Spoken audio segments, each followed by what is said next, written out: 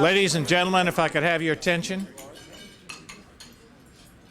I know some of you may still be finishing dessert or wanting to go back for a second helping of the dessert. See, there's no hamburgers here. But I do want to get us going on our program for this lunch hour.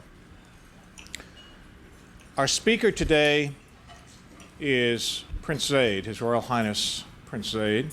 He is the ambassador to the United States and was previously the Jordanian Kingdom's permanent representative to the United Nations, a post he held for 6.5 years from the year 2000 until actually earlier this year. From 1996 until 2000, he was Jordan's deputy permanent representative at the United Nations with the rank of ambassador. Prince Zeid is an expert in the field of international justice, and he played a central, pivotal role in the establishment of the International Criminal Court. In September of 2002, he was elected the first president of the governing body of the International Criminal Court at a time when the court, very candidly, didn't even have a mailing address and a place where it would be actually sitting. And over the time that he was there, he saw the evolution of the court into what it is now. Prince Zeid also served as a political affairs officer in UN Proform in the former Yugoslavia from February 1994 until February of 1996. And having worked intimately with peacekeeping issues for over the last decade, his knowledge of peacekeeping is extensive. Following allegations of widespread abuse being committed by UN peacekeepers, about 2.5 years ago, he was appointed as advisor to the Secretary General on sexual exploitation and abuse. In the spring of 2005, he produced a report on this subject, which was praised by the International Civil Society for having been revolutionary in its approach. It provided for the first time a comprehensive strategy for the elimination of sexual exploitation and abuse in UN peacekeeping operations. The report was endorsed in full by the 191 heads of state and government in September of 2005. For the last 3 years, Prince Zeid has also chaired the Consultative Committee for the United Nations Development Fund for Women and led an effort to establish greater strategic direction for the fund.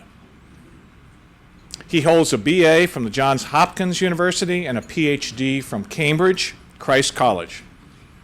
In 1989, he also received his commission as an officer in the Jordanian Desert Police, the successor to the Arab Legion, and saw service with them until 1994. I'm going to suggest to you that I gave you about 25% of the Prince's biographical sketch that I got off his embassy website. He's probably one of the most impressive men I've ever met, and what he has done, both publicly and behind the scenes with regard to the United Nations, is truly impressive. It is a great personal delight to welcome him to our conference to Duke University. He is a very busy man, and he's taken the time to come down yesterday and will have to leave almost immediately after he speaks. But for the ambassador to be down here with us at this conference and to share his views, I think is a very special moment for all of us. So, Your Royal Highness, the podium is yours.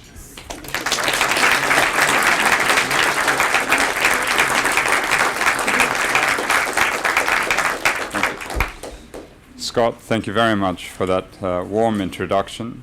2 weeks ago, Scott called me up and he said, "Mr. Ambassador," and I said, "Yes." He said, "How long have you been in the United States?" And I said, 11 years, around that. He said, "So you've had time to look at the US Constitution?" I said, "Yes." He said, "So you support free speech?" I said, "Yes." He said, "Good, because you'll be giving one in 2 weeks' time."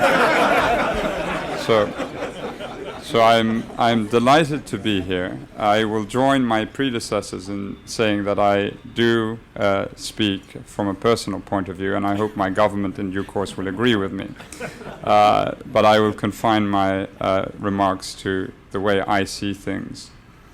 When one considers the great and wonderful game of chess, one immediately notices that you deal with 32 pieces that operate on a board of fixed dimensions according to rules of movement and attack that have been established over centuries. And yet your power, or the power of anticipation, because the whole game is about anticipation, is such that only a few of us will ever be able to truly command and have good control over the game.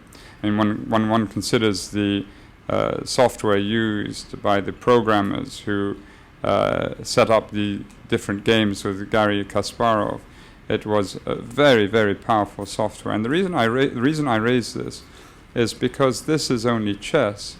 You know, true, millions and millions of variables by the time you get into the middle game that you must consider. But it's not life. You know, billions of variables that one must consider when one views the script of unfolding events. And the reason I raise this is because it is very clear that we are such poor examiners of this particular script. We simply do not know in real time which variable will be the commanding variable, the golden variable, around which everything else will pivot before it cedes ground to another variable, which hitherto had been of lesser importance, but then increases in importance. It could be a person, could be a decision, it could be an intrusion by a terrorist organization, it could be the death of a particular person, and we simply don't know this. And so we have to approach the study of unfolding events with no small amount of humility. And I raise this because I remind myself of let me go back. I remind myself of the time I was in Bosnia in early July of 1995. And by that stage, we were at a wit's end. Every peace plan put forward had failed. Every ceasefire that we had brokered had collapsed. We were bereft of any creative new thinking, and there was enough fuel of hatred and enough weaponry in Bosnia to make us think that this conflict could go on for another 10 years. The French had, President Chirac had announced that the French would withdraw, and so the future looked very grim indeed.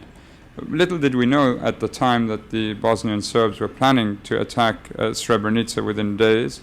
I thought that Gorazde was going to be the point of attack. They attacked Srebrenica. We had the tragedy there of 8,000 men being handed over to the Bosnian Serbs, and then they were executed within days. And that shook everyone.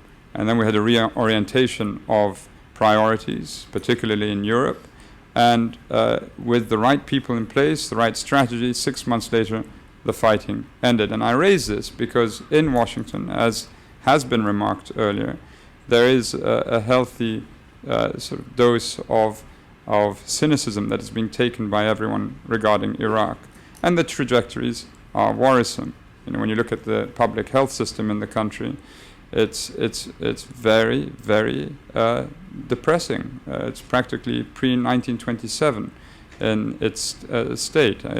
Hospitals are in absolutely desperate shape. So no matter what we do, there are other issues where we must try and support the Iraqi government.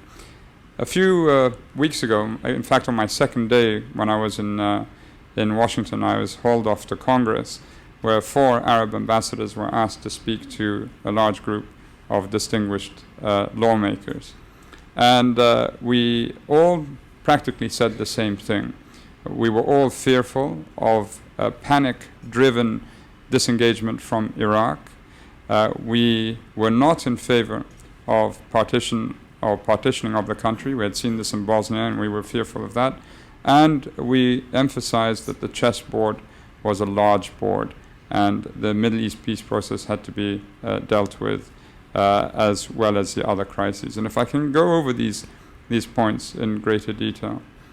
In terms of Iraq, we have no illusions how difficult the problem is. Indeed, in most post-conflict areas, our whole focus tends to be on cement, rebuilding bridges, rebuilding buildings, training people in how to conduct basic management skills, how to oversee a bureaucracy, how to run a particular office. And we're all too aware that there's a certain part of peace building which is too sensitive for us to even begin to deal with, and that is what is up here. I mean, I distinctly remember when we were in Bosnia, someone saying to us, look, we're thankful for all the peacekeepers that have been sent here and all the diplomats and the envoys, but really we need 2,000 therapists to whom we can speak. And here is where the challenge in Iraq is breathtakingly complex, because the prerequisite to reconciliation is reckoning. It's reckoning with your own past and how your own past has contributed to the situation that you view or you see unfolding before your eyes. Before you get to reckoning, there has to be some sort of uniform political memory. If you're all working off your own version of what happened in the recent past, then to try and knit together a sense of community and reconciliation, it's very difficult. What you try and do now, what we're trying to do now in the international community, is that you, along with trying to establish institutions of state, you must have a functioning rule of law system in place, and there must be accountability. And then when you begin to prosecute those who've committed some of the worst crimes in the context of a conflict, or in the case of Iraq, a totalitarian system, kernels of truth begin to emerge, upon which historians have to start to embroider a history which is honest and open and brave. And I have to say, when you look at the international community generally speaking, we're all dismally weak at doing that. There are very few countries that have the courage to look back and say, we've abused these minorities in the past, or we have done terrible things in terms of our colonial past or with our neighbors, and then reflect it all into a national curriculum. So the challenge facing us in Iraq is absolutely enormous. But we feel that if, as was the case in Bosnia, where we tied in a political plan to what was happening on the ground militarily, and as was said earlier by all our distinguished speakers, if that can be done in this context, then we shouldn't rule out the possibility that we can stabilize the situation in Iraq. The issue of partitioning is not something we're in favor of. Quite simply, Iraq is a country of 27 ethnic communities. There's no reason to believe that, practically speaking, if you could, or if you wanted to partition the country into 3 distinct parts, that it would in fact fold or sort of collapse into 3 parts the way you'd want it to collapse. They could quite easily collapse into 7 or perhaps 8 or 9 parts, or it could completely balkanize and disintegrate very quickly. And when you look in various parts of Iraq, in Basra, the situation is not good. It's not propitious. It's predominantly Shia, and it's Shia upon Shia there. So, but these arguments are gaining currency in Washington, and I think there are more and more papers that are being worked on that will form the basis of discussions in the future, and we are worried about this. We're also worried about it because, morally speaking, it's the wrong thing to do. The whole Middle East is a patchwork of different ethnic groups, as it was in Europe. And when the proponents of this argument in the context of Bosnia were saying, well, the Croats and the Serbs and the Bosniaks don't want to live together, why don't we just let them divide and divide the country, and that'll be the end of it. But rightly so, and led by the US, there were others who said, look, you cannot do that. The whole of Eastern Europe is a quilt of German communities, Polish communities, Hungarian communities, Czech communities. And what would we be saying to those who can remember the Second World War, that 50 years after the Second World War, various notions of ethnic purity have gained such currency that they should be rewarded by states being sort of presented to those ethnic communities. So morally speaking, we would have a problem with this. The third issue, the wider context. 2 months ago, now that I'm on my chess theme, I played a very good chess player, a Jordanian fellow who is champion of Jordan schools many years ago. I was mad to play him. But at one stage, I had my bishop stuck in an impossible position. And when chess was played very widely in the 7th century in the Islamic world, we didn't have too many bishops. So that piece was known as, and it still is known as the elephant. We don't have bishops, we have elephants. So I had my elephant stuck in the corner. And so concerned was I at hoisting him out of this predicament that he was in that I lost the game very easily. When President Bush spoke before the General Assembly in September of last year, he spoke of a tightly wrapped region demarcated by Darfur in the west and Afghanistan in the east. And this, I submit to you, is the chessboard that we're working on.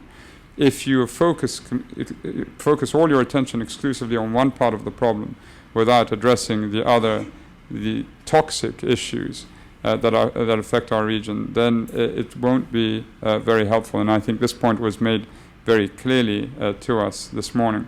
And it won't be very helpful, not least because if you can't solve them, there is a very real danger that they begin to fold into one another. Geographic proximity will make them so. And in time, as we all know, you could have a crisis beyond the ability of any one country or group of countries to address it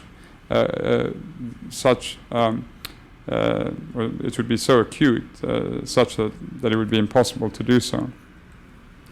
Also, when His Majesty King Abdullah spoke before Congress in the joint meeting in early March, he made it very clear to the distinguished members of Congress that essentially there's no neutral in the context of the Arab-Israeli or, let's say, the Palestinian-Israeli position at the moment. There is no neutral that we can sort of bathe in luxury in. If you don't move forward, you're moving backward.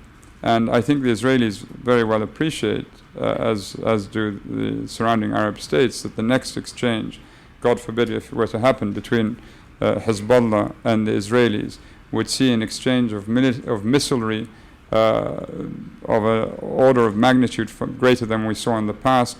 The sophistication of the missilery would be greater on the part of Hezbollah, the yield of the weapon, the range of the weapon.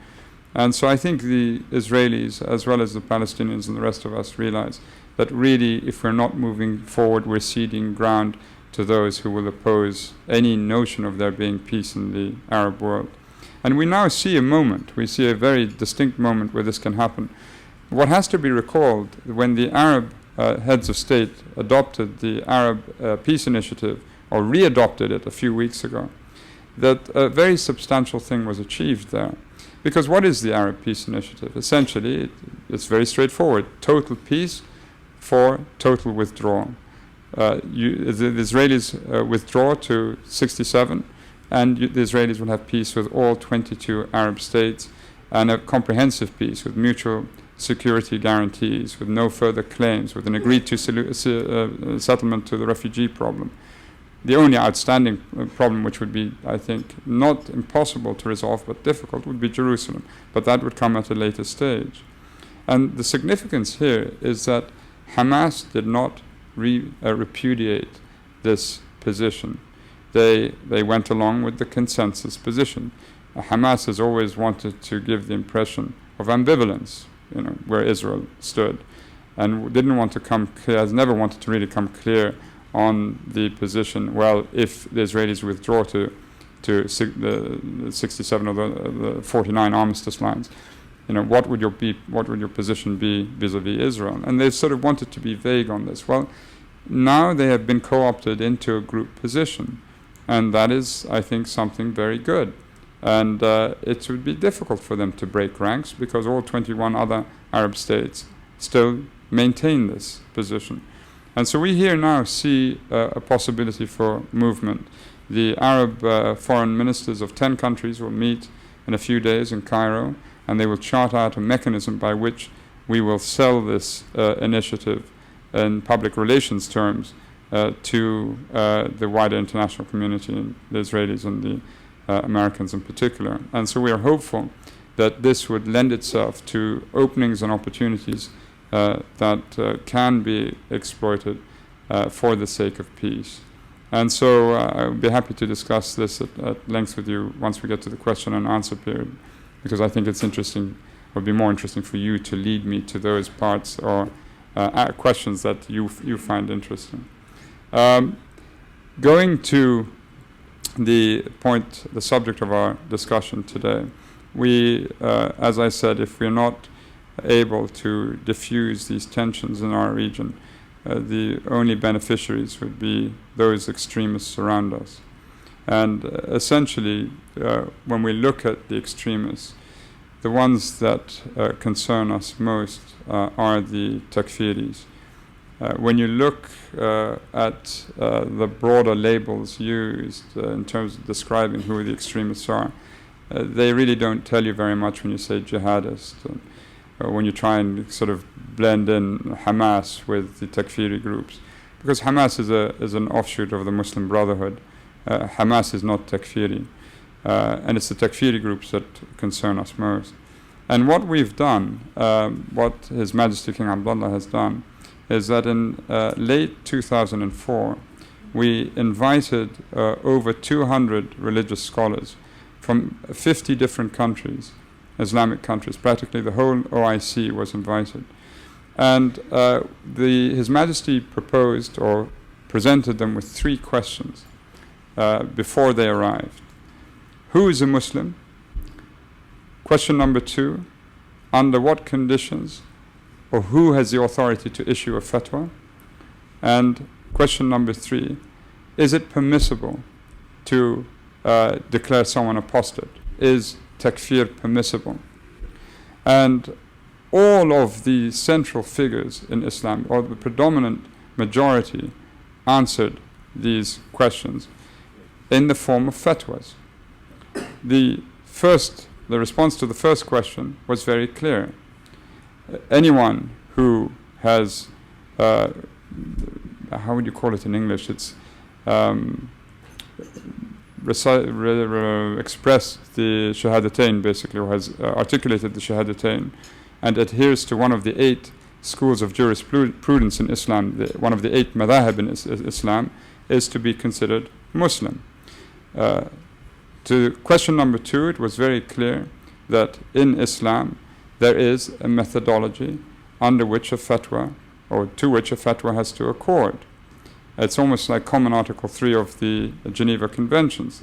It's common to all the madhahib in Islam, and that has to be accorded to. And this point was important because the takfiri groups issue fatwas before they embark on any operation, suicide operation or otherwise.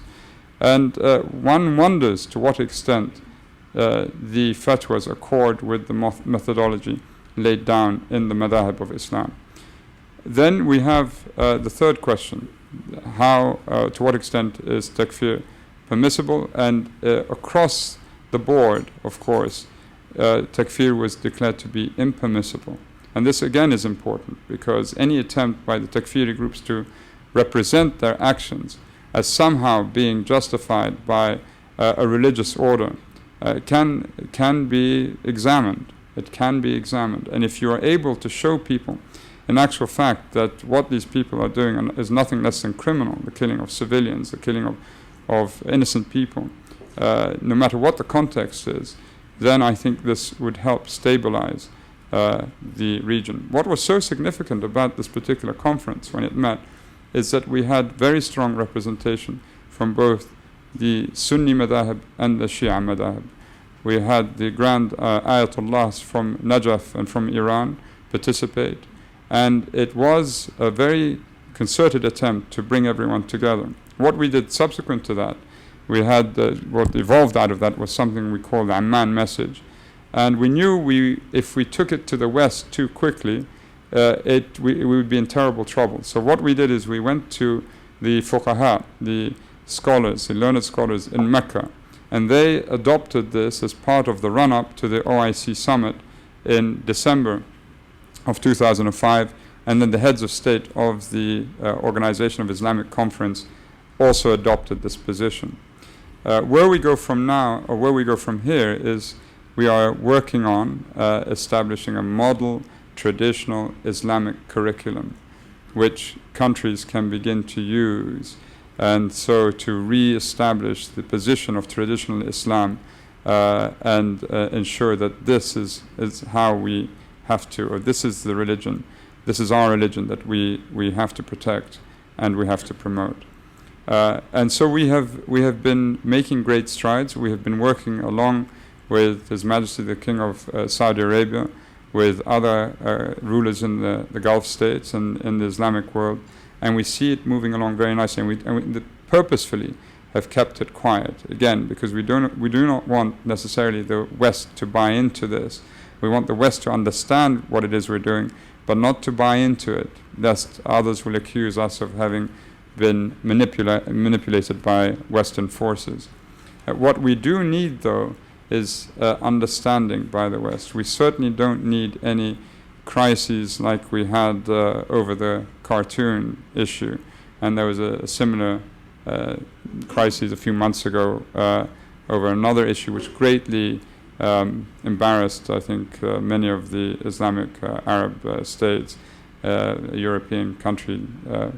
I can't say this because we're being filmed, but maybe after the talk I'll tell you what was happening. But it was not something we needed, not something at all that we needed. So there are things that are happening, as was said this morning in the panel, and we feel it essential to deal with the Takfiri groups from an ideological point of view. We recognize that you can only go so far militarily or through the criminal justice system, or by undercutting them financially. We also recognize how we're all very vulnerable. We are very vulnerable, all of us, whether you live in North America, whether you live in Canada, and Muslims, Christians, Jews, and these people are nihilists by and large, and we have to somehow deal with them.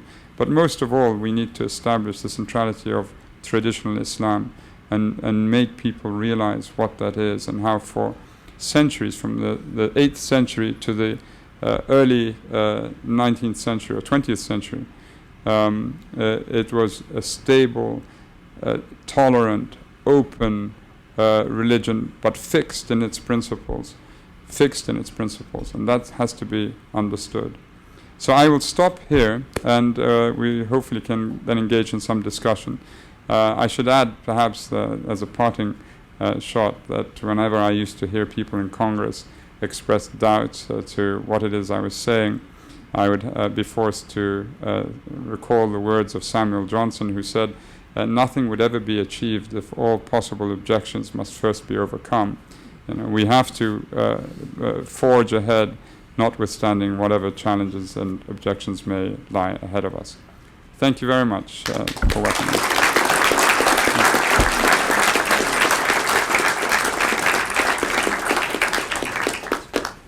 Your Royal Highness, we have about 5 or 10 minutes for questions, so if you wouldn't mind entertaining them. Yes, Mike. We used to play rugby together in college many years ago, in the 14th century, I think. You had mentioned the total withdrawal for total peace idea that you're trying to gather some momentum from. What do you anticipate the initial Israeli reaction to that as being, just from their starting point, and how do you see that moving together? When you boil down this problem, ultimately, it's very clear how differences in perception have affected the possibility of having an outcome. Our position, the Arab position, is very much grounded in legality. we don't move away from that. In every speech, we sort of enumerate the various resolutions, Security Council resolutions that point to the fact that this land is occupied. We look at court decisions. We're heavily legalistic in our approach to this problem. For the Israelis, it's almost entirely psychological, as was said by one of our distinguished speakers this morning. I mean, even privately, when we sit with some of the lawyers, they will say to us that they're aware that they don't really have much of a case. But it's not about that. It's about what, as one of our speakers said this morning, it was, whether you believe you have a partner that you can trust and then cede the territories to. We, from the Arab world, have not been very good in appreciating the psychological dimension. I thought it was a terrible mistake that we didn't, for instance, send a high-level delegation to Auschwitz at the 60th commemoration of the anniversary of the liberation of the camp.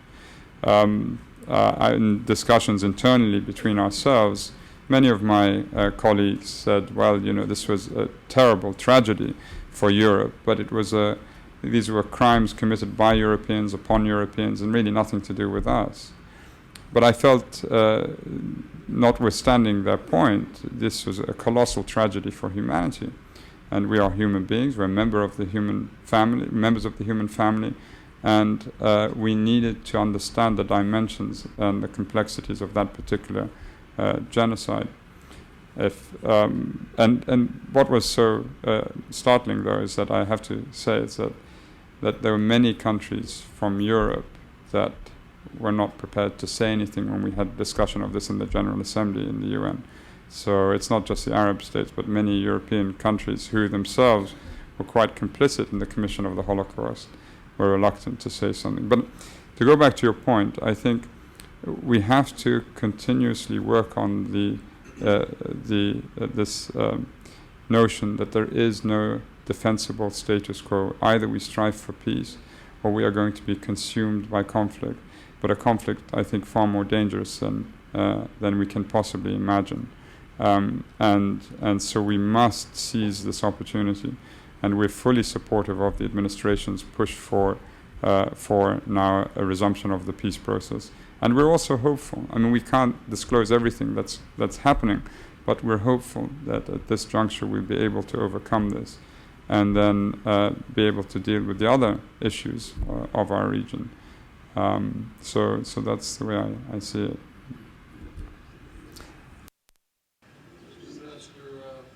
Speaker Pelosi recently went to Damascus. Our administration didn't like the idea. I think the idea of trying to link Syria from Iran is probably a good one. I wonder if Jordan and some of the other countries could help to bring Syria back into the Arab community and try to link them from Iran, which certainly is not helpful to the peace process. Part of the Arab world, we sit and discuss with our Syrian colleagues issues relevant to the Arab world continuously. It's a continual discussion here. I'm not going to comment on Speaker Pelosi's trip. It takes me into a discussion for which I'm not qualified or even authorized, if I can authorize myself, to talk about. But what is, very clear is that we do see this changing geometry in the Middle East, and that for those countries that seek peace, desire peace, we have to be creative, we have to be forward-thinking, and we have to push in the right direction. And it's very easy, I think, when we began to hear some of our colleagues on the Hill in response to His Majesty's speech say, we would have liked to have heard more on Iraq. And His Majesty was very clear that there is an opportunity now with the Middle East. And so he wanted to focus on that because he knew that if he also spoke on Iraq with an equal degree of, or with greater detail, all the focus of the media would have been on Iraq and not on the Middle East. And so we are sort of optimistic that something will emerge from this. Okay, one more question. sounded from what you said earlier that you think, forgive me for putting words in your mouth, it sounded like you think that a Truth and Reconciliation Committee in Iraq might be productive. Is that accurate? Do you think that would work better than trials and tribunals? To what extent do you think that would be possible? Yeah, I'm not a great fan of Truth and Reconciliation commissions if amnesties are invoked. Amnesties have singularly failed almost everywhere they've been invoked. I mean, I think the Inter-America Court has sort of discredited the 22 amnesties that were issued in Latin America. And all these Latin countries now are revoking them, and it doesn't really work. I mean, what you have to do is you need to find a point in time where you can build on the initial testimonies provided in trials and bring historians without who don't carry a great reputation or a lot of luggage, and have them look at the primary sources from, and these are historians from all the different communities, to see whether or not they can articulate a single narrative. And if you have disagreements, you go to parallel narratives. And then it's over time you embroider this into a national curriculum. And then if we all know from whence we came as a people, notwithstanding the disagreements and grievances, then it's a much more stable foundation upon which you build a society. I was sitting next to a European ambassador who said to me, do you know that after the civil war, our own civil war in 1918, I'm not going to disclose which country, but you can figure it out. We still can't talk about it. It's still so sensitive. And I thought, man, you're a European. You're not even Mediterranean. You're not like us, hot-blooded people. It's and so you realize, this is one part of human endeavor which we have not been able to address. It's almost entirely been cement. And we hope with selective amnesia and sort of amnesia of other sorts that we just overcome it. Time will kill it off. Well, Milosevic taught us that it didn't. Milosevic was quite adept at exploiting, what it was that Tito tried to suppress. And if you have a chauvinistic leader, or if you have, let's say, not even a chauvinistic leader, if you have a charismatic leader that's wedded to a philosophy of negation, an extremist party on the far left or right, but negates the existence of others, then you're in great trouble. And you're in great trouble. And you have to have societies which are aware of what their past is, and to look out for the warning signs of these sorts of people coming to power. Because the problem with the human rights machinery that we have in place now is that you look at country X and you say country X is committing all these human rights abuses. But it's too late. They're already in government, the people who are taking these decisions. What we need to do is keep a watchful eye for movements and charismatic leaders, but movements of negation, and deal with them appropriately. And it's a much more complex undertaking than most of us assume it to be. But it's something we need to work on. So Truth and Reconciliation commissions, I'm not entirely in favor of them. I'd much rather see trials, people accused being taken to trial, and then if a conviction can be brought where we believe them to have committed great crimes, bring the conviction, and then build a stable society on the back of that. Your Highness, we could probably spend another hour just listening to you answer the questions that have been posed, but I know you've got to get back to Washington. Your country and diplomacy calls. And I would suggest to all of us, that's not a bad value for a free speech, is it?